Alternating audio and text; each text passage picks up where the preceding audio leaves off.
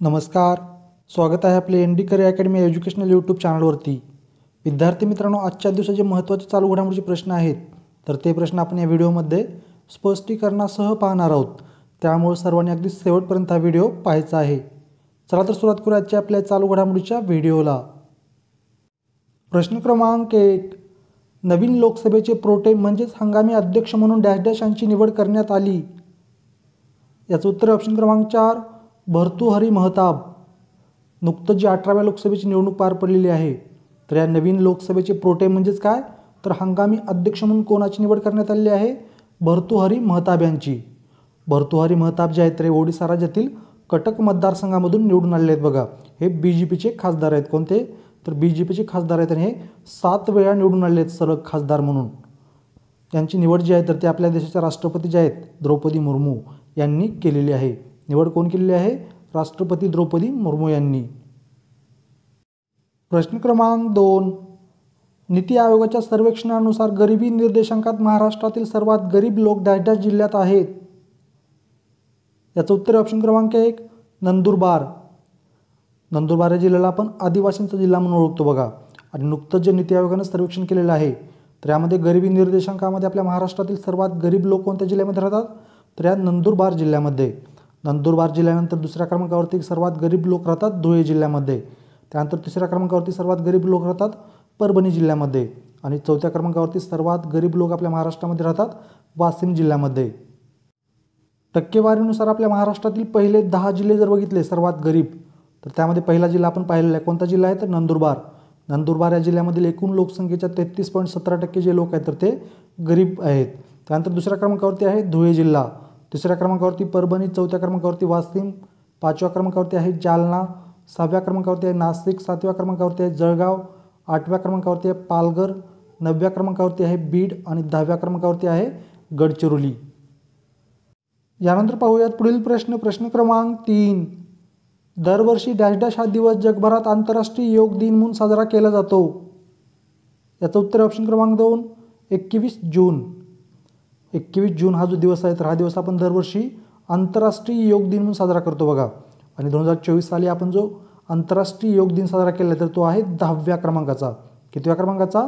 10व्या क्रमांकाचा आंतरराष्ट्रीय योग दिन आपण 2024ला साजरा केलेला आहे 21 जून रोजी. 2024च्या या जागतिक योग दिनाची थीम होती स्वतःसाठी आणि समाजासाठी योग. या योग दिनाच्या इतिहासाबद्दल जर बघितलं आपण तर सप्टेंबर 2014मध्ये पंतप्रधान नरेंद्र मोदी यांनी संयुक्त राष्ट्र महासभेला संबोधित करताना आंतरराष्ट्रीय योग दिवस साजरा करण्याचा प्रस्ताव मांडलेला होता. आणि त्यानंतर संयुक्त राष्ट्राच्या महासभेने तो प्रस्ताव 11 डिसेंबर 2014 रोजी मंजूर देखील केलेला होता. आणि त्या दिवशी जाहीर करण्यात आलेलं होतं की 21 जून 2015 रोजीपासून 21 जून हा जो दिवस आहे तर हा दिवस आंतरराष्ट्रीय योग दिन म्हणून साजरा केला जाईल. आणि पहिला आंतरराष्ट्रीय योग दिन जो आहे तर तो आपण 21 जून 2015 रोजी साजरा केलेला होता. पहिला आंतरराष्ट्रीय योग दिन कधी साजरा केला होता? 21 जून 2015 रोजी. प्रश्न क्रमांक 4. डॅश डॅश यांची UNHCR जागतिक सदिच्छा दूत म्हणून नियुक्ती करण्यात आली आहे. याचं उत्तर ऑप्शन क्रमांक 3 थियो जेम्स. UNHCR म्हणजेच युनायटेड नेशनची एक निर्वासित एजन्सी आहे. आणि या युनायटेड नेशनच्या निर्वासित एजन्सीची जागतिक सदिच्छा दूत म्हणून नियुक्ती कोणाची करण्यात आलेली आहे? तर ब्रिटिश अभिनेता आहेत थियो जेम्स यांची नियुक्ती करण्यात आलेली आहे. काय म्हणून? तर या युनायटेड नेशनच्या निर्वासित एजन्सी जागतिक सदिच्छा दूत म्हणून. ही जी निर्वासितासाठी संयुक्त राष्ट्राची उच्चायुक्त आहे तर याची स्थापना 14 डिसेंबर 1950 रोजी करण्यात आली होती. बघा, UNHCRची स्थापना कधी करण्यात आली होती? 14 डिसेंबर 1950 रोजी. आणि याचं मुख्यालय आहे स्वित्झर्लंडमधील जिनेव्हा या ठिकाणी. सध्या या UNHCRचे अध्यक्ष आहेत फिलिपो ग्रँडी. आता आपण जे इतर 2 ऑप्शन दिलेले आहेत तर त्यामध्ये स्पेस इंडियाच्या ब्रँड ॲम्बॅसेडर बनलेले आहेत नुकतंच संजना सांगी. आणि युनिसेफ इंडियाच्या राष्ट्रीय राजदूत बनलेले आहेत करीना कपूर. प्रश्न क्रमांक 5. जागतिक आर्थिक मंचाने जाहीर केलेल्या जागतिक ऊर्जा संक्रमण निर्देशांकात भारताला डॅश डॅशवे स्थान मिळाले आहे. याचं उत्तर ऑप्शन क्रमांक 4 63वे. नुकतंच 2024चा ऊर्जा संक्रमण निर्देशांक जाहीर करण्यात आलेला आहे. आणि यामध्ये स्वीडन हा जो देश आहे तर तो पहिल्या स्थानावरती राहिलेला आहे. बघा, कशामध्ये? ऊर्जा संक्रमण निर्देशांकामध्ये पहिल्या स्थानावरती कोणता देश राहिलेला आहे? तर स्वीडन हा देश. दुसऱ्या स्थानावरती आहे डेन्मार्क, तिसऱ्या स्थानावरती आलेला आहे फिनलंड, चौथ्या स्थानावरती आलेला आहे स्वित्झर्लंड, 5व्या स्थानावरती आहे फ्रान्स आणि आपला शेजारचा देश जो आहे चीन तर तो आलेला आहे 20व्या स्थानावरती. आणि या ऊर्जा संक्रमण निर्देशांकामध्ये आपला भारत आलेला आहे 63व्या स्थानावरती. प्रश्न क्रमांक 6, जगातील पहिली AI मॉडेल सौंदर्य स्पर्धेत टॉप 10 मध्ये डॅश डॅश ही भारताची AI मॉडेल समाविष्ट आहे. याचं उत्तर ऑप्शन क्रमांक 1 झारा शतावरी. नुकतंच ब्रिटनच्या फॅनव्ह्यू कंपनी आणि वर्ल्ड AI क्रिएटरने जगातील पहिली AI सौंदर्य स्पर्धा आयोजित केलेली होती बघा इंग्लंडमध्ये. आणि या स्पर्धेमध्ये जगातील एकूण 1500 स्पर्धकांनी सहभाग घेतलेला होता. किती?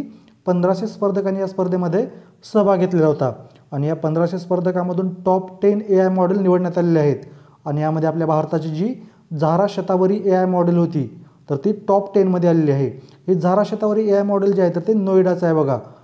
कोणत्या ठिकाणचं आहे? तर आपल्या भारतातील नोएडा या ठिकाणचं आहे. आणि याची निर्मिती जी आहे तर ती राहुल चौधरी यांनी केलेली आहे. झारा शतावरी AI मॉडेलची निर्मिती कोण केलेली आहे? राहुल चौधरी यांनी. याच स्पर्धेमध्ये बांगलादेशची AI मॉडेल जी आहे एलिझा खान तर ही देखील टॉप 10 मध्ये समाविष्ट झालेली आहे.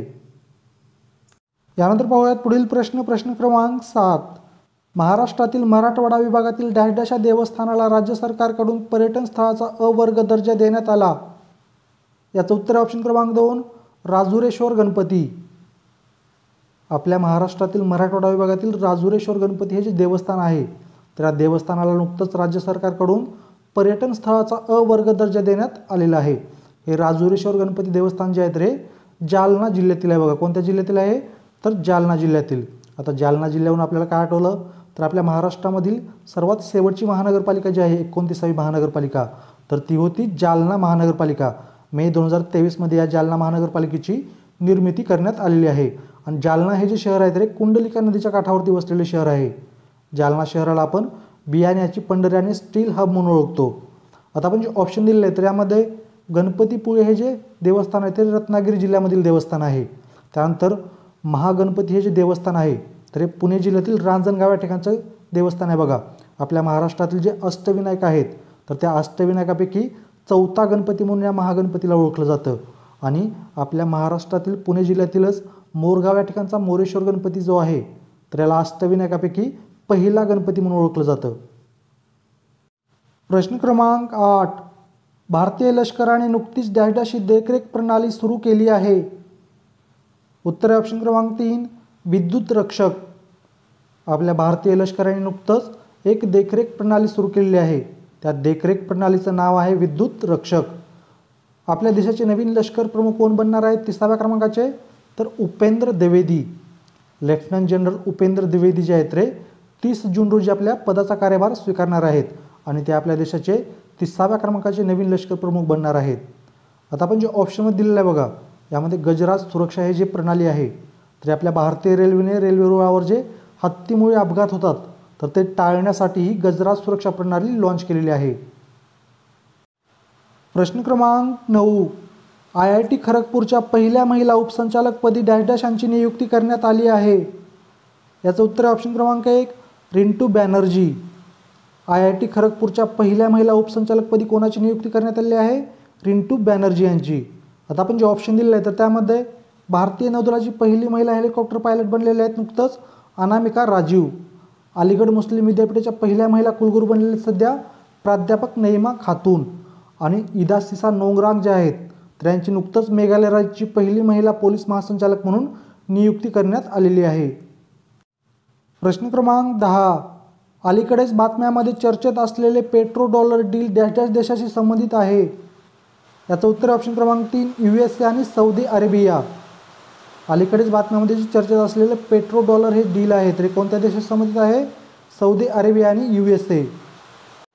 प्रश्न क्रमांक 11, नुकतेच भारत सरकारने कोणत्या पूर्व आशियाई देशासोबत पहिली थेट विमानसेवा सुरू केली? याचं उत्तर ऑप्शन क्रमांक 4 कोलंबिया. आपल्या भारत सरकारने नुकतंच कोलंबिया या पूर्व आशियाई देशासोबत पहिली थेट विमानसेवा सुरू केलेली आहे. कोलंबिया देशाची राजधानी आहे बोगोटा आणि राष्ट्रीय चलन आहे कोलंबियाई पेसो. प्रश्न क्रमांक 12, जागतिक निर्वासित दिवस डॅश डॅश रोजी साजरा करण्यात येतो. याचं उत्तर ऑप्शन क्रमांक 1 20 जून. 20 जून हा जो दिवस आहे तर हा दिवस दरवर्षी जागतिक निर्वासित दिन म्हणून साजरा केला जातो. आणि 2024ला जो आपण जागतिक निर्वासित दिन साजरा केलेला आहे तर या दिवसाची थीम आहे hope away from home, a world where refugees are always included. आणि यानंतर पाहूयात तुमच्यासाठीचा आजचा आपला प्रश्न. महाराष्ट्र दहशतवादी पथकाचे नवीन प्रमुख डॅश डॅश हे बनले आहेत. या प्रश्नाचं उत्तर सर्वांनी कमेंटमध्ये सांगायचं आहे. प्रश्न काय आहे तर आपलं जे महाराष्ट्र दहशतवादी पथक आहे ज्याला आपण ATS म्हणून ओळखतो बघा, तर ATSच्या प्रमुखपदी कोणाची निवड करण्यात आलेली आहे.